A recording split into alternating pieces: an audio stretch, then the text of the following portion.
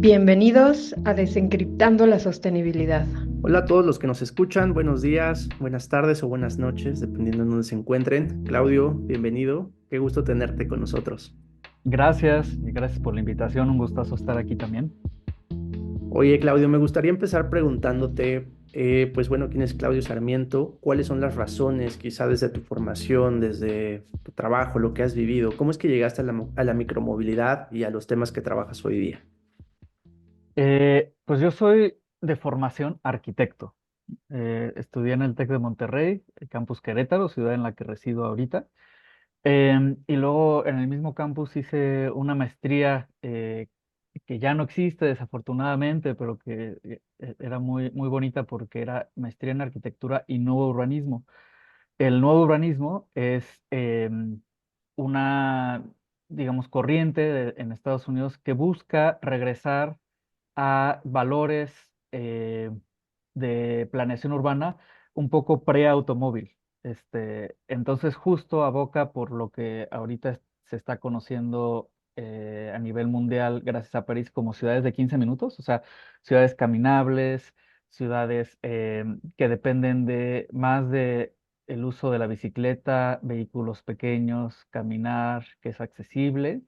eh, y en todo caso en transporte público o transporte regional como trenes, pero no tanto en el automóvil por todas las consecuencias negativas que tiene.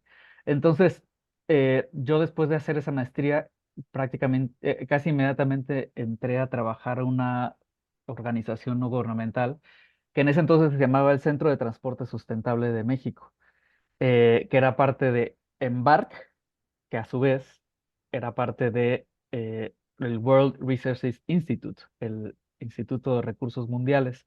Y ahora se les conoce como WRI México, pero empezó justo enfocándose en movilidad. Y yo entré como a su departamento de desarrollo urbano y me especialicé en, digamos, tenía la dirección de espacios públicos y accesibilidad. Em, y desde entonces en México ha tenido, bueno, desde entonces ha tenido una visión muy integral entre planear ciudades y movernos. Ellos famosamente se dedicaban a consultar, un poco de consultar la implementación de sistemas BRT, de Bus Rapid Transit, como el Metrobús en la Ciudad de México, pero también la implementación de Ecobici y otras políticas como el desarrollo orientado al transporte sostenible, que es DOTS, donde yo también trabajé. De ahí entonces, como ves, me pasé por pasé como por ser como diseñador a preocuparme por temas de movilidad y lo último con mi doctorado fue especializarme en eh, como estas prácticas no convencionales de movilidad activa, movilidad alternativa, movilidad cero emisiones que tenemos en México, ¿no? Entonces, mi doctorado me gusta mucho el tema, es investigo sobre los bicioficios, que es un término que evoca para muchos, luego la idea de un tamalero en triciclo o del jardinero que va en bici a atender a sus clientes o demás, todos estos oficios que usan la bicicleta, ¿no? Entonces, justo yo lo relaciono mucho con micromovilidad porque de la misma manera que en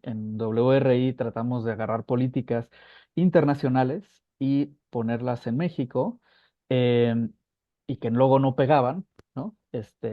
Creo que también el tema de micromovilidad, ha habido muchos esfuerzos para traerlo a México y no pega completamente porque también ya tenemos en México muchas prácticas de micromovilidad que si bien no son de alta tecnología, no son con empresas grandes y no son startups y no tienen app, pues existen y se pueden catalogar como micromovilidad. Entonces, mi entrada a la micromovilidad, para responderles, es un poco alternativa, digamos, como un poco inusual porque a mí me interesa más bien todas las funciones que hay dentro de la ciudad sobre reparto de mercancías, sobre servicios, sobre acarreo de pasaje, todo en pequeñas distancias, que se puede sustituir del automóvil o incluso de cualquier otro vehículo motorizado a vehículos de propulsión humana, ¿no? Electroasistidos puede ser, ¿no? Eso me interesa mucho. Creo que el tema de micromovilidad con electricidad asistida, en términos, por ejemplo, de carga y de reparto de mercancías, es gigantesco, ¿no? O sea, y es algo que no se ha explorado suficiente en México desde mi punto de vista. Perfecto. Oye, y Claudio, justo ahorita que mencionas este tema de la micromovilidad, creo que vale la pena retomar un poco en tus palabras qué es la micromovilidad. Digo, ya lo has mencionado un poco, pero resumiendo, ¿qué es la micromovilidad y por qué es importante hablar hoy día de este concepto? Sí, qué bueno que dices, porque micromovilidad es uno de los términos como nuevos que se han circulado alrededor del mundo, que se empalman con otros términos que de repente se ponen de moda: movilidad sostenible, movilidad activa, movilidad, electromovilidad, ¿no? Que todos no son sinónimos, sino como que se empalman, tienen como, si vemos un diagrama de Venn, tienen varios empalmes. Y a mí me gusta pensar en micromovilidad pensando en los dos términos, ¿no? El término más fácil, curiosamente, de definir es el de micro, que para mí tiene que ver con los tamaños de los vehículos que están ajustados un poco a la escala humana, o sea, la persona, em, y un poco hacen uso eficiente del espacio, o sea, ya sea que es para transportar sola a la persona y entonces lo hacemos lo más chiquito posible para sola a la persona, o personas, ¿no? Que puede ser tanto pasajeros como niños, como o incluso mascotas y demás, o carga, ¿no? Pero también lo mínimo para eso, ¿no? Em, y por otro lado, la parte micro es de las distancias que tiene que recorrer. Si pensamos, por ejemplo, en esta parte chica como un scooter, como un patín, ¿no? Pues nadie está pensando, ay, estaría muy bien de aquí yo estoy en Querétaro, ustedes están en México, de Querétaro a México en patín, ¿no? No, nadie está pensando en eso, ¿no? Obviamente estos vehículos están hechos para los trayectos intraurbanos, o sea, dentro de la ciudad, que constituyen en México, por ahí, Laura Ballesteros hace poco puso un tuit que dice, básicamente, que en la Ciudad de México el 85% de los viajes son menos de 10 kilómetros, entonces la escala de una ciudad, y esos son kilómetros que, si bien 10 es bastante, pero pues, la mayoría son menos de eso, son distancias que se pueden recorrer con estos vehículos. Entonces la parte de micro, ¿no?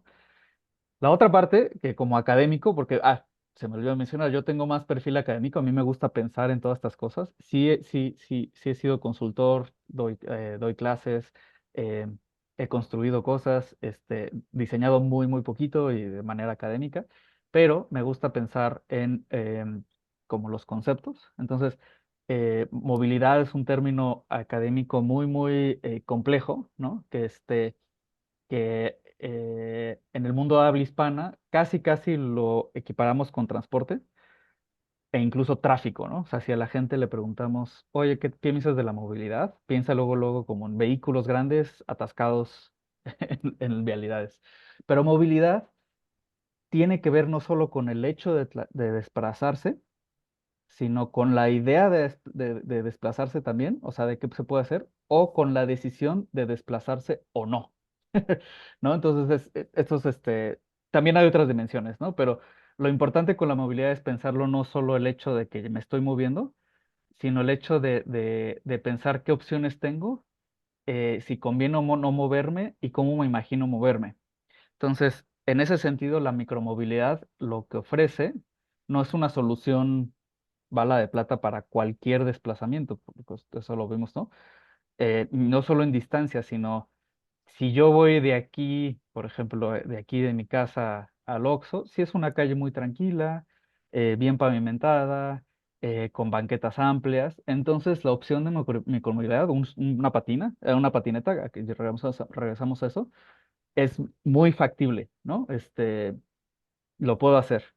Pero si voy de aquí a, no sé, hay una gasolinera aquí cerca que tiene mucha pendiente y la calle está llena de baches y demás, pues ya no es tanta opción, ¿no? Y sigue siendo movilidad. Entonces, en ese sentido, la micromovilidad no solo es en términos de los vehículos, sino en términos de la infraestructura que se necesita para que estos vehículos existan y también las políticas de impulsarlo, ¿no? Porque una cosa es que existan y otra cosa que incidentalmente las banquetas, por ejemplo, sean buenas para andar en patineta, pero otra cosa es que le moleste a los vecinos, eh, que encuentre algunos baches en el camino, que me pongan postes, o que me salga carísimo esa patineta y se me descomponga y no tenga dónde repararla, ¿no? Entonces, sí necesitamos estas políticas que reconozcan a la micromovilidad como una opción eh,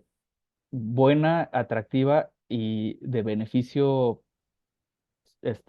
general para que haya apoyo para este tipo de movilidades. Y platícanos un poco de cómo ves la mentalidad de la gente, por ejemplo, en México, ¿no? O sea, siento que a veces no solamente es todo esto que acabas de mencionar, sino que a veces también no se le tiene tan buena estima a irte en bici o así como no tienes coche, ¿sabes? Como que puede haber prejuicios a movilizarte de otras maneras. Sí, sí, y es muy curioso en México y en ciudades mexicanas o ciudades latinoamericanas o de muchas partes de lo que llamamos los académicos del sur global, en donde la mayoría de la gente no tiene automóvil y la mayoría de los viajes que se realizan en general, no son por automóvil, son por transporte público o caminando, ¿no? Entonces sí, hay este estigma que es un poco heredado por esta mm, como ideología o historia de evolución tecnológica que tenemos liderada en los últimos 150 años por el norte global, perdón, que es em, que si no tienes automóvil o acceso a automóvil o si no puedes realizar un viaje en automóvil, quiere decir que te falta avanzar en la vida y en la sociedad, ¿no? O sea, que no has llegado a ese punto en donde todo mundo estamos destinados de llegar, em, ya sea porque no tienes suficientes recursos, o sea, eres pobre, o no estás en las situaciones adecuadas, o no te has esforzado suficiente, ¿no? Que es un estigma muy feo, ¿no?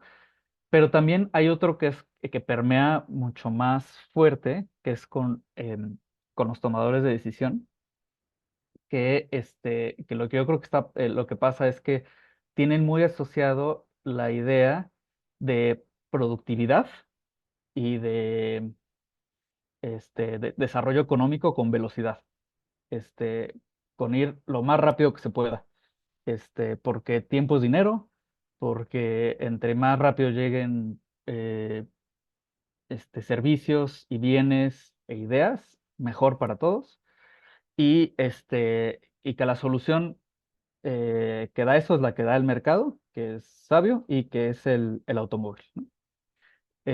Pero creo que no hay una ciudad en el mundo en donde eso sea enteramente cierto, que no salgan un ojo de la cara, ¿no? O sea, dar infraestructura para el automóvil sale carísimo y no lo digo solo en términos de, pues, todas las vialidades que se tienen que construir, los desniveles, distribuidores, pasos y demás, sino en, en luego cómo se tienen que mantener y expandir, porque pues entre más gente usa automóvil, más se necesita esta infraestructura, sino también el daño ambiental, social, ¿no?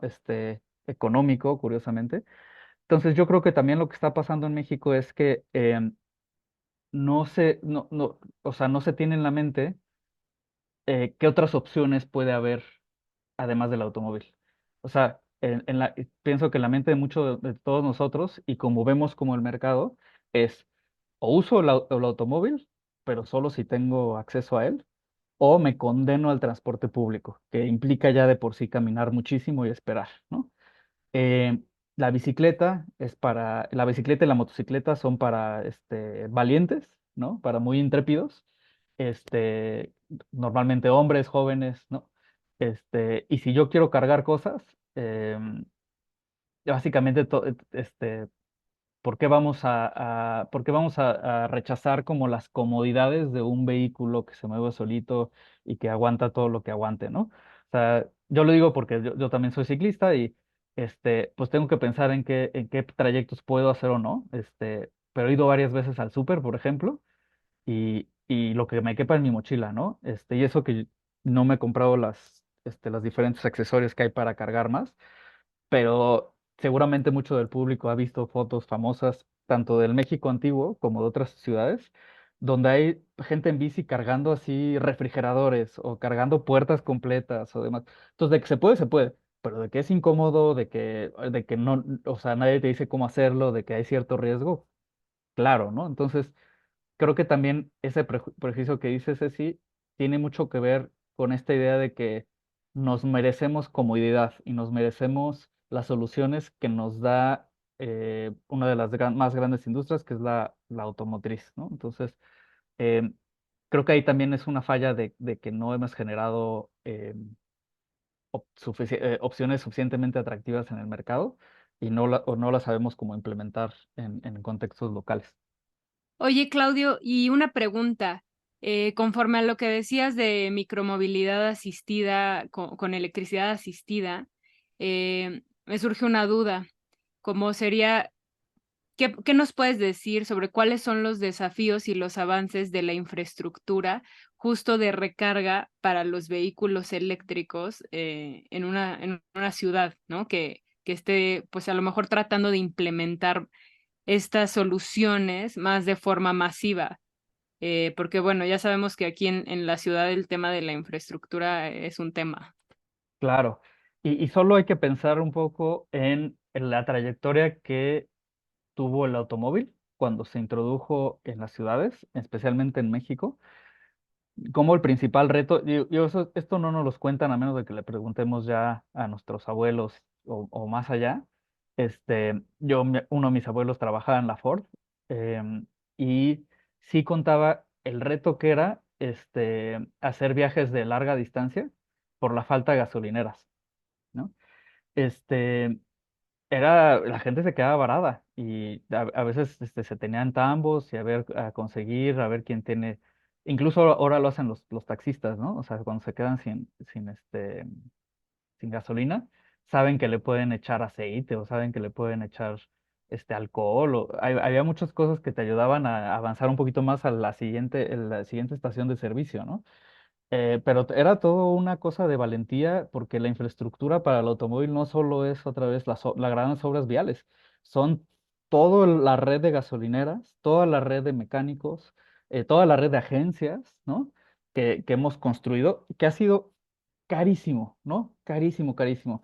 Em, no me consta, no es algo que he investigado yo en México, pero en Estados Unidos sí hubo un empuje de inversión pública muy grande para incentivar la construcción de gasolineras, incluso en la red de Estados Unidos vial, era una cuestión de crear nuevos pueblos que tuvieran una gasolinera para que la gente pudiera atravesar a Estados Unidos en coche, ¿no? Este, Está la famosa Ruta 66 o algo así, que pues, por eso tenía como pueblos ahí muy interesantes porque eran de las únicas gasolineras que tuvieran. Entonces, haciendo la analogía entre el desarrollo del automóvil con el desarrollo de vehículos eléctricos, pues tenemos el mismo reto de no solo extender eh, redes eléctricas de suficiente calidad. Y bueno, mi papá es eléctrico, entonces no quiero decir babosadas, pero tiene que haber cierta consistencia del suministro de energía en cuanto a varias cosas para que carguen bien los vehículos, especialmente las estaciones de carga rápida, ¿no? Que facilitarían este, que los descansos no sean más allá de 2 horas, porque pues comparado con gasolina, que uno carga en 5 minutos, pues esperar 2 horas sí es demasiado, ¿no? Eh, pero yo me iría un poco atrás en términos de, empezaste, Ivana, con la pregunta sobre electromovilidad asistida, ¿no? Que eso para mí es donde hay más potencial, porque las baterías que se usan para asistir a la fuerza humana son obviamente más chiquitas y duran más, ¿no? Entonces, si uno se atreve a hacer algo de ejercicio, en la bicicleta o en vehículos, de micromovilidad que involucran empujar o caminar un poquito o pedalear, este, lo que se necesita de batería y de energía es muy poquito. Em, yo digo que es más o menos, exceptuando ciertas condiciones dependientes, eh, fuertes, o de tener que llegar a ciertas velocidades, que la verdad es que las velocidades que necesitamos llegar dentro de la ciudad rara vez superan las 60 kilómetros por hora. Este, no se necesita mucho esfuerzo. Es un mito que la bici uno hace mucho ejercicio. La verdad es que uno va súper suavecito, ¿no? Especialmente en ciudades como Ciudad de México. Este, sí va sudado y todo, pero es más por, por por la intemperie que por el ejercicio, digo yo, ¿no? Pero sí Claro, necesita. y Ajá. te vas adaptando también, ¿no? O sea, a lo mejor tienes que hacer un tramo. A mí justo me pasó porque hubo un tiempo, un semestre en que íbamos en bici, porque mi mamá es toda una atleta, entonces dijo, vamos a irnos en bici a la UNAM, pero era lejísimo, o sea, no era cerca. La primera vez que lo hicimos 1 hora. Y después de 6 meses de hacerlo diario, ya hacíamos 21 minutos. O sea, como obviamente tu cuerpo se va adaptando al ejercicio que estás haciendo y cada vez se siente menos, ¿no? Igual las bicis con batería, o sea, como de electricidad asistida, igual las cargas en tu casa a lo mejor, porque no necesitas como una infraestructura a lo mejor afuera para eso. Correcto, y es que otra cosa que me encanta de la parte académica de la bici, es que es bien sabido que el sistema humano bicicleta es de los más eficientes que hay en la naturaleza, ni siquiera, ni siquiera en términos de los diferentes vehículos que pueda haber. eh, Somos más eficientes en cuanto a caloría kilómetro, o sea, cuántas calorías usamos para cada kilómetro, que moscas y así, ¿no? Entonces, se me hace increíble. Entonces, justo desperdiciar como esa eficiencia de energía que tiene el cuerpo humano en una bicicleta o en un vehículo pequeño, pues se me hace ridículo, ¿no? Entonces, eh, como dices, las baterías que se necesitan se podrían cargar en casa. Es como la cuestión que se ha desarrollado con los celulares, que uno podría tener unos grandes ladrillos de batería en su bolsillo, pero realmente se ha determinado que más de 18 horas no se necesita garantizar la carga. ¿Por qué? Porque llegamos a nuestra casa y conectamos, ¿no? O sea, este, al igual podría ser como vehículos de asistencia. Ahora bien, en términos de bicioficios, o bueno, micromovilidad del trabajo, sí hay perfiles de personas o trabajos que necesitan hacer trayectos mucho más largos o por más tiempo, o estar en la calle más tiempo. Y lo que sí sé es que ha habido mucho avance en pensar en bancos de baterías, como en estaciones de servicio que tengan muchos bancos de baterías en donde uno quita la batería de su vehículo, lo pone y agarra otro, y es ya sea un servicio de suscripción o cada batería tiene un costo y es la misma empresa que la recicla, etcétera. Entonces, hay muchas maneras, ¿no? Pero sí se necesita una infraestructura para eso. eh, y detrás de todas esas infraestructura hay una política clara, política pública muy clara de inversión pública, al menos como para dotar del espacio, ¿no? O sea, no digamos subsidios, no digamos invitar a las empresas, etcétera, ¿no? Entonces, definitivamente, este, todo lo de micromovilidad se ayuda un chorro con la asistencia eléctrica, pensando que tenemos esas opciones, pero hay que ser como un poquito más creativos al respecto, ¿no? No, no nada más se trata de conectar vehículos grandotes, porque eso es otra, ¿no? O sea, ahorita en lo que se está pensando innovar, que lo vemos en México en centros comerciales, de repente en algunos estacionamientos son nuestros centros de carga, ¿no?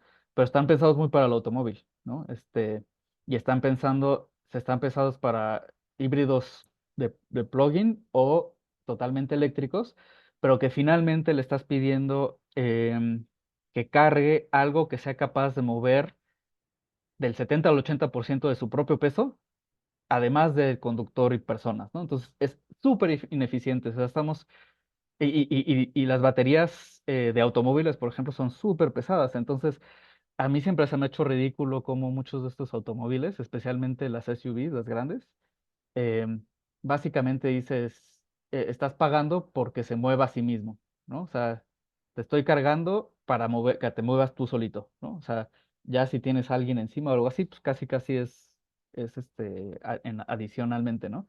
Y ahí, por eso la situación de micromovilidad es clave, porque ahí sí se piensa mucho en hacer ese intercambio entre peso de la misma batería o el vehículo contra lo que realmente se está moviendo. Oye, y en este sentido también, ¿en qué medida la electrificación del transporte contribuye a la sostenibilidad ambiental? ¿Cuáles dirías tú que son los aspectos como clave a considerar sobre como la aportación que hace la micromovilidad a la sostenibilidad? Buenísima pregunta, porque otro serie de esfuerzos en cuanto a electromovilidad que ha tenido mucho furor es electrificar el transporte masivo, el transporte público masivo. Y ahí, claro, la relación que decía entre el peso del vehículo y las personas, bienes, servicios mercancías que se transporten, pues es bastante bueno, ¿no? Especialmente yo pienso en, por ejemplo, en sistemas como el metro de la Ciudad de México. O sea, la cantidad de personas que mueve contra el peso del vehículo y la inversión del sistema en general, pues es muy buena relación, ¿no? Em, y justo hay muchos escenarios en donde es preferible mover mucha gente o muchas cosas eh, en un solo corredor o en una sola dirección. Eh, entonces ahí lo importante como para bajar emisiones es justo identificar, y ahí me pongo, me paso a la parte de urbana, identificar qué corredores o qué parte de la morfología o de la forma de la ciudad pide que se haga un recorrido tan directo como ese. Y tenemos ciudades como Quito o como Bogotá que son muy lineales, ¿no? Que necesitan mucho de eso. Entonces, y más que eso están o como Medellín, que están como una cuenca. Entonces, justo hay ciudades en América Latina y aquí en México también como Guanajuato, que no podemos pedir que se resuelvan todo por micromovilidad, ¿no? O sea, porque pues no todos van a ir en patineta o incluso en bicicleta asistida, subiendo o a lo largo de un eje, congestionado. Entonces, yo creo que lo que se necesita, perdón si me olvida un poco la estructura de la pregunta, lo que se necesita es pensar muy seriamente en esos balances de no solo inversión de monetaria o financiera a los sistemas de movilidad, sino de energía. ¿Cuánta energía le estoy metiendo para mover de qué manera a la gente, ¿no? Em, en cuanto al transporte público masivo, sé que justo lo difícil de electrificar es eh, ver en la tecnología, ver cómo la tecnología puede suministrar esa energía eléctrica al vehículo, porque cuando se le desconecta y depende de baterías en transporte público masivo, no dura nada y para volver a cargarlas es un rollo, ¿no? Entonces, eh, realmente lo que estamos pensando es sistemas de metro como Metrobús con un tercer carril o una línea eléctrica o trolebuses o trenes ligeros que tengan catenarias, ¿no? O sea, la electricidad a lo largo de todo el recorrido. Este, ese tema me supera un poco, pero en términos justo, esos serían nada más para viajes, yo creo que o sea, de más de 5 kilómetros, viajes largos, pero la mayoría de nuestros viajes, si planeamos bien las ciudades y lo hacemos como de 15 minutos, podrían hacerse con micromovilidad sin duda, ¿no? Entonces, eso es buena opción eh, eh, para pensar en reducción de emisiones, porque si la mayoría de los viajes cortos los hacemos en coche actualmente y esos los reemplazamos, pues gran parte de las emisiones se van a ahorrar. Sí, Sí, la verdad es que yo estoy de acuerdo, si se pudieran planear mejor las ciudades, ¿no? Pero, por ejemplo, en todo México, o sea, todas las ciudades que ya tenemos, ¿cómo se puede platicar de esto de ciudades de 15 minutos o barrios, supongo, de 15 minutos, pero implementarlo a las ciudades que ya existen? O sea, o sea, nos puedes platicar un poco más de si se hace, si se puede, cómo se hace? sí. Es todo un reto. Y en términos económicos, podría yo dividirlo en partes de oferta y demanda, ¿no? Demanda, sería todo lo que hemos estado platicando de micromovilidad, eh, que es difícil un poco pensarlo de esta manera, pero si así lo hago yo, moviéndome en bici y tratando de caminar, si la gente exigimos que queremos tener cosas cerca porque venimos a pie o en bici o en nuestro pequeño vehículo, eh, de repente podemos mover un poco lo de la oferta. Entonces voy a olvidar un poquito lo de micromovilidad, la parte de demanda, para hablar de oferta, porque eso es lo más difícil. Em, Ciudades de 15 minutos básicamente habla de un tema que no le gusta a nadie porque se malinterpreta, que es densidad. Y densidad se puede malentender de la siguiente manera, que es hagamos más edificios altos, ¿no? Este, que realmente no es eso. Sí, o sea, sí eso sí da una densidad de personas viviendo o trabajando en un solo lugar, pero que entonces puede colapsar, sí, sistemas eléctricos, hídricos, sanitarios, viales, pero realmente cuando hablamos de densidad en términos urbanísticos, lo hablamos de dos maneras. Uno es diversidad de actividades dentro de una misma parte, o sea, no solo de personas, sino de cosas que hacer, y esa es la parte de 15 minutos. El hecho de que los nuevos desarrollos que se han hecho en México, en el país, en los últimos 20 años han sido lejos y solo puras casas, va contra de la lógica de cómo habitamos una ciudad, de que antes era muy común ir a la tiendita de barrotes cerca para cualquier cosa o ir al mercado que me quedaba quizás a unas 10 cuadras, pero poder ir caminando por la comida del día o un consultorio, una clínica de doctor, o caminar a mis hijos a la escuela, ¿no? Esa era la lógica. Ahora se reemplaza con todo lo tengo que hacer en automóvil, ¿no? Entonces estamos hablando de acercar no solo vivienda, no solo oficinas, sino todo lo demás. Trabajo, escuelas, comercios, y combinarlos en una mixtura de usos, porque entre más los separe, más lejos quedan unos de otros, ¿no? Entonces, esa parte es muy difícil porque el negocio, bueno, por un lado, el gremio de planeación, bueno, la tradición de planeación urbana se rige mucho por una cosa que llamamos zonificación, que es mucho de controlar qué no se puede, qué se puede o no se puede construir, eh, que inició por razones como de higiene y un poco de seguridad, pero realmente son poco justificadas ahorita. Realmente hay pocas cosas que sean muy peligrosas juntar. Sí se necesita, pero hay que ser mucho más flexibles en eso. Pero también eh, la industria inmobiliaria, tanto comercial como de desarrollo habitacional, trabajan en un modelo muy keynesiano o como de línea de producción, de hacer lo mismo muchísimas veces, ¿no? Entonces, muchísimas casas, muchísimas oficinas, así, en línea de producción. Y combinarlas, cambiar tipologías, o sea, cambiar modelos de casa o combinarlas con eh, ponerles cosas diferentes en medio, eh, es menos, no es muy costoso, es menos redituable. Este, pero por otro lado, y esta es la parte que me interesa a mí, porque tiene que ver con movilidad, es la densidad también se rige por el tamaño de las vialidades. Si nosotros ponemos muy lejos las viviendas y el trabajo y demás, pues lo que necesitamos es vialidades principales muy grandes para todas las personas que van a ir. ¿Cómo podemos empezar a modificar este escenario y justo pasarnos a la parte de demanda de movilidad, modificando esas vialidades? Esta es la parte fea que no les gusta a los políticos, porque no nos gusta a la mayoría de la gente, pero tenemos que empezar a restringir el uso del automóvil.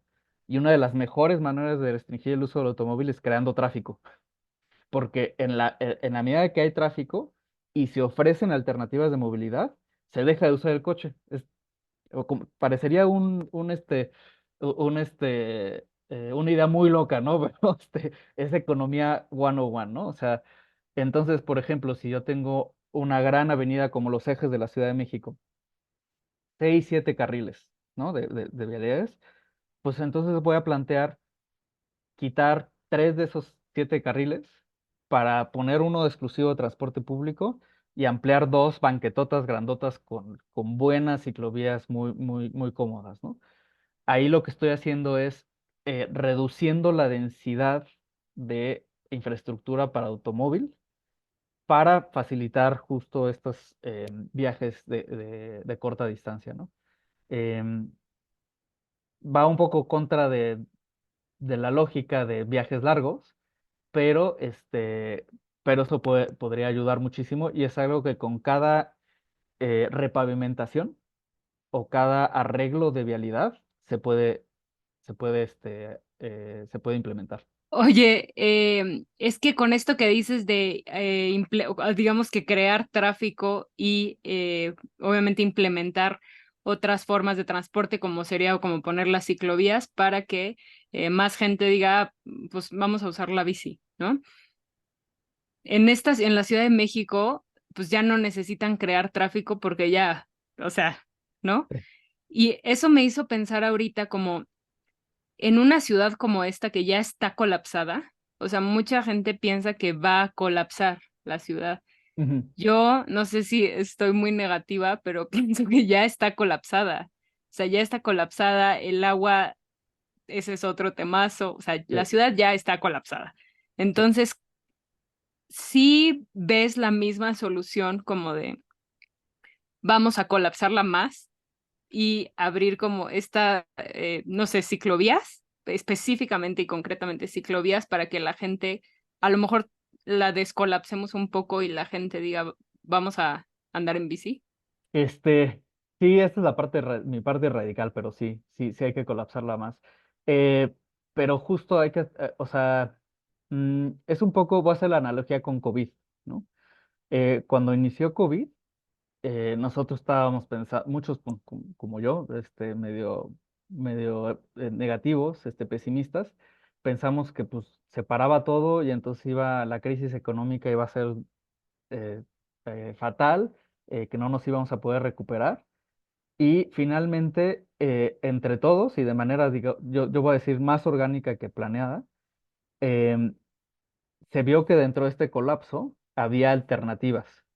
Eh, una de las alternativas, y esto estoy conscientísimo de que me estoy refiriendo a como un estrato socioeconómico bastante privilegiado, bastante godín, es, resulta que puedo trabajar y tener juntas y tener reuniones por Zoom, por Internet, ¿no? Mientras mantengamos esa red de Internet intacta, podemos reemplazar ese viaje al café o ese viaje a la sala de juntas o ese viaje a la oficina o ese viaje a la escuela por este tipo de tecnologías, ¿no?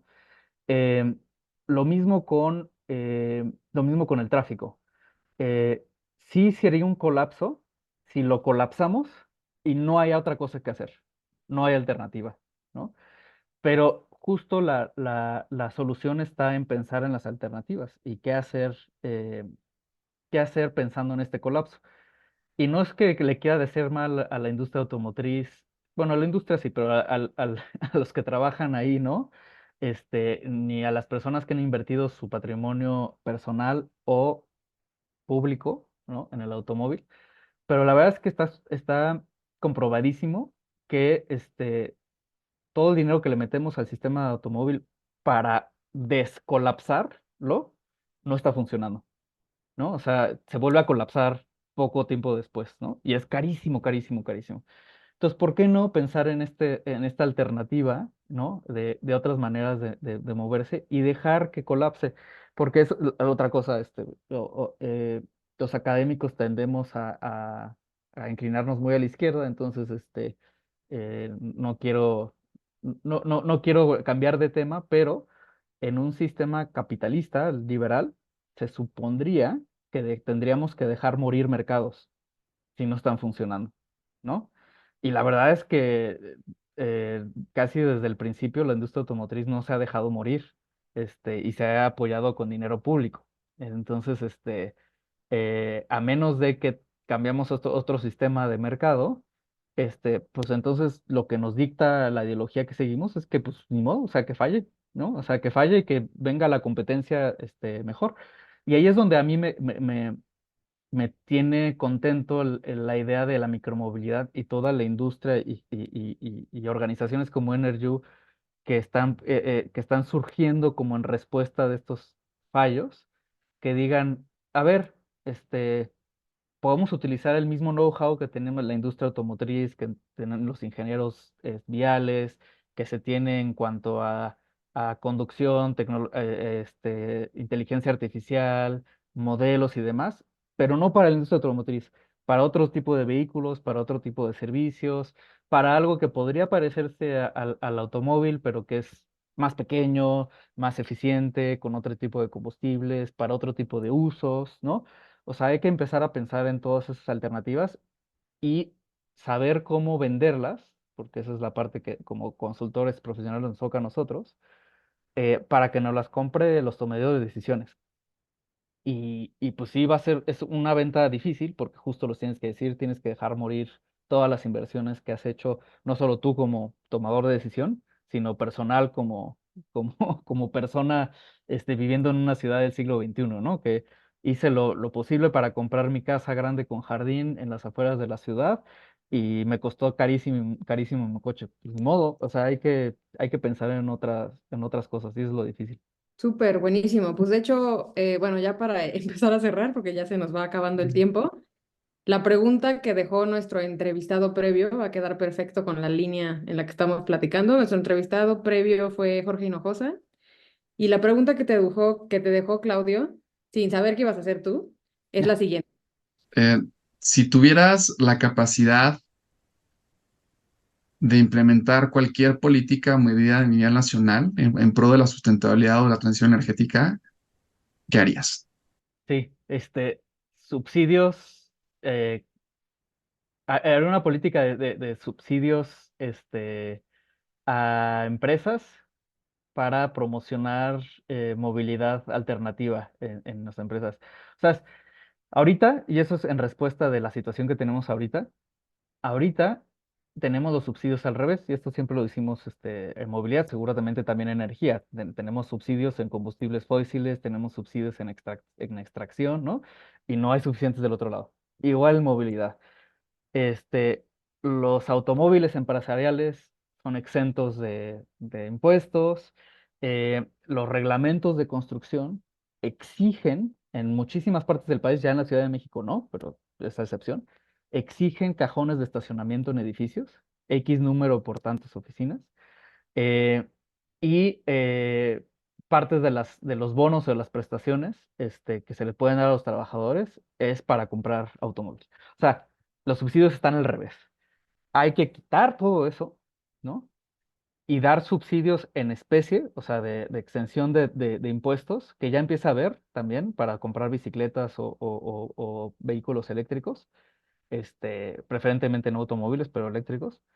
Pero también se pueden dar subsidios y políticas públicas que indiquen cómo hacerlo a través de guías, reglamentos, manuales, de cómo, por ejemplo, hacer estacionamientos para bicis y otros vehículos, dónde poner centros de carga que mencionamos, ¿no? Bancos de baterías. Puede ser, por ejemplo, los centros comerciales, estos bancos de baterías son grandes corporativos, pero también algo que nos interesa mucho a los ciclistas y que mencionamos hace poquito, regaderas con vestidores. O sea, eso pues en un coche pues, no es importante, pero para un ciclista que lleves tú un cambio de ropa y te puedes cambiar para la junta, es, es esencial, ¿no? Entonces, todas esas políticas de incentivar que por lo menos los viajes a trabajo, yo diría escuelas, que son como el 80% de los viajes de una ciudad, ayudaría muchísimo, porque entonces ya no es una cuestión de que si me animo o no, o me arriesgo o no, o le invierto o no a movilidad alternativa, es que me conviene o que la empresa me lo está dando, ¿no? Y cómo no recibirlo, ¿no? Este, de hecho, cuando estaba en WRI México, trabajamos con una constructora, que no voy a decir cuál es, que por cada casa entregaba una bicicleta, ¿no? El problema es que pues no les quedaba nada les quedaba cerca para ir a la bicicleta, pero todos la recibían, ¿eh? O sea, todos así como, ay, qué padre, sí, una bicicleta, todo el mundo estaba feliz de la bicicleta gratis. Entonces, aún si no la usan, tener ese incentivo sería genial, porque de 10 que la usen, con que la usen la mitad, ya, es una gran ganancia. Sí. Sí, porque aparte uno tiene que pensar en políticas públicas eh, que le salgan baratas, eh, políticamente factibles y e inmediatas al gobierno. Si se les propone algo que les cueste mucho, que sea muy a largo plazo y que sea impopular, nunca.